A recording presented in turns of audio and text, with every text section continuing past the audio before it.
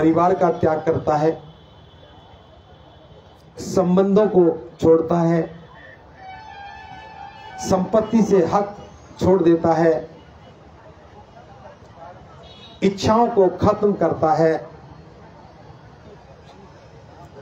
मन के विकारों पर विजय प्राप्त करता है और एक बड़े उद्देश्य के लिए, जन कल्याण के लिए काम करता है। ये सारी चीजें भिक्षु को अपार शक्ति देती हैं। त्याग जितना बड़ा होगा, ताकत उतनी ही ज्यादा होगी। अक्सर सुना होगा ना, अगर ऊंचाई पर उड़ना हो तो वजन कम रखना चाहिए। तथागत ने एक बहुत बड़ी ताकत है। जो बौद्ध राष्ट्र हैं वहां के तो प्रधानमंत्री राजा भी भिक्षुकों के माध्यम से, हम एक लड़ाई नहीं बहुत सारी लड़ाइयां लड़ रहे हैं। हमारे पास खोने को कुछ नहीं है। पहली बात तो सरकार इस बात को समझ ले, हमारे पास खोने को कुछ नहीं है। हमारा कोई खेत नहीं सूख रहा, हमें कुछ और काम नहीं करना। हमारा एक ही काम है, महाबोधि महाविहार मुक्त हो जाए और हमारी साधना पूरी हो जाए। लेकिन याद रखना, आप लोगों के मन में कोई लोभ पैदा नहीं होना चाहिए। जब लोभ पैदा होता है तब डर भी पैदा होता है। डर पैदा होता तो भिक्षु कमजोर हो जाता है। यहां बैठे हुए व्यक्ति को ना तो लोभ पैदा होना चाहिए और ना डर पैदा होना चाहिए। सर्दी गर्मी बरसात की हम परवाह नहीं करते। भारत के जितने भी मौसम हैं उन सब से गुजरते हुए आए हैं। बहुत ठंड को भी झेला है और तपती धूप को भी सहा है, बरसात को भी देखा है और बिहार की बाढ़ को भी देखा है। इन सारी परिस्थितियों से भी लड़ेंगे, लेकिन महाबोधि महाविहार के आंदोलन को किसी भी सूरत में कमजोर नहीं होने देंगे। क्योंकि ये लड़ाई पहली बार देश में, भारत देश में पहली बार लड़ाई भिक्षु लड़ रहा है। और भिक्षु किसी संपत्ति के लिए नहीं, इस भारत की गरिमा और गौरव की लड़ाई लड़ रहा है। इस देश दुनिया के बौद्धों के स्वाभिमान की लड़ाई लड़ रहा है और किसी भी सूरत में हम इसमें कमजोर नहीं पड़ेंगे। मैं तो आज इस धरने के माध्यम से उन तमाम भिक्षुओं को एक बात कहना चाहता हूं।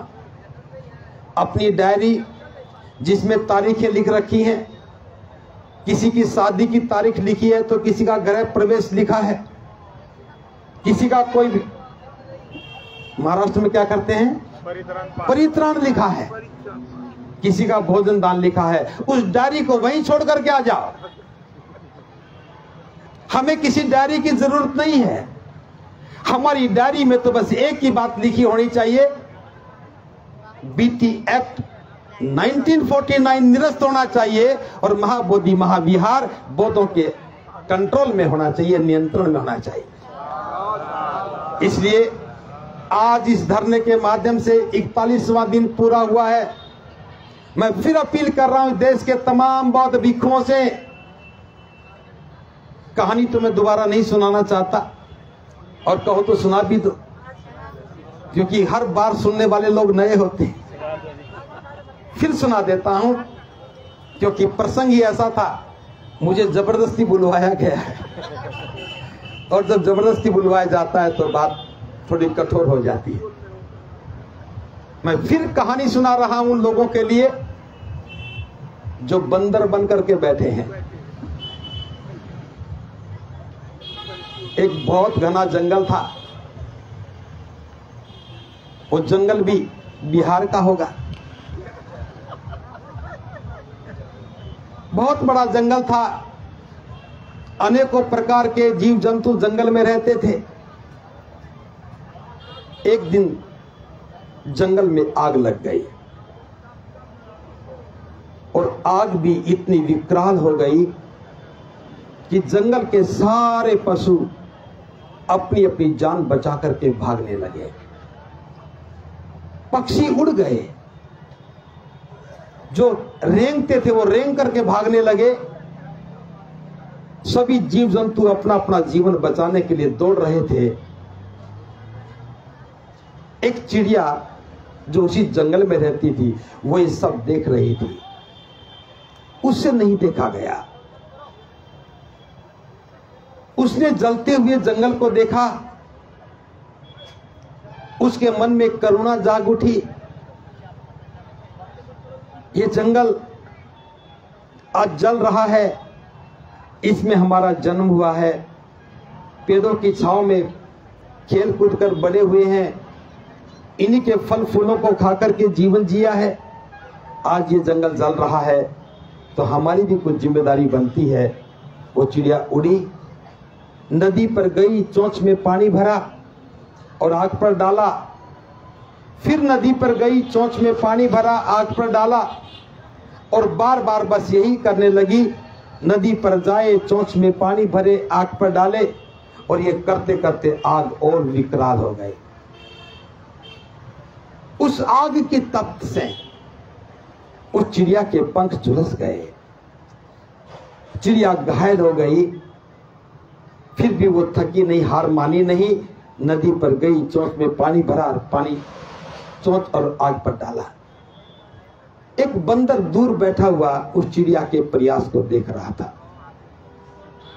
उस बंदर ने चिड़िया को आवाज दी, हे चिड़िया, पागल मत बन, तेरी चोंच में एक बूंद पानी आता है, क्या उस एक बूंद पानी से जंगल की आग को बुझा पाएगी?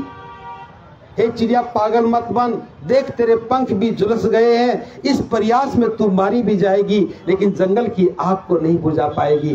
पागल मत बन, मुझे देख, मैं दूर बैठा हूं, उस जंगल की आग से दूर बैठा हूं, अपना जीवन बचे तो लाखों पाए। हे चिड़िया, अपना जीवन बचा। और चिड़िया कहती है, हे बंदर, तेरी सलाह को मैंने सुन लिया, अब मेरी बात भी सुन ले।